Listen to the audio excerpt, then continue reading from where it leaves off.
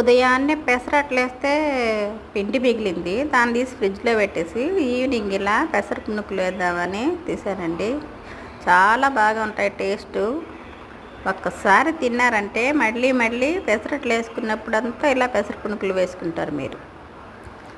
చూడండి, మిగిలిన పిండిలో కాస్తంత బియ్య పిండి వేసి అలాగే ఎర్రగడ్డ ముక్కలు, పచ్చిమిర్చి ముక్కలు వేసుకొని, కొత్తిమీర, కరివేపాకు కూడా ఇంట్రెస్ట్ ఉంటే వేసుకొని బాగా కలిపి ఇలా చిట్టి చిట్టి పునుకులు వేసుకుంటే అబ్బబ్బా టేస్ట్ సూపర్. దీనికి కాంబినేషన్గా అల్లం పచ్చడి ఉంటే ఇంకా అస్సలు చెప్పక్కర్లేదు. అదర్స్ చూడండి ఎంత చక్కగా వచ్చినాయో. టేస్ట్ అయితే చాలా బాగుంది. మీరు కూడా ఒకసారి ట్రై చేయండి. ఇలాంటి మరిన్ని రెసిపీస్ కోసం మన ఛానల్ని సబ్స్క్రైబ్ చేసుకోండి. Thank you.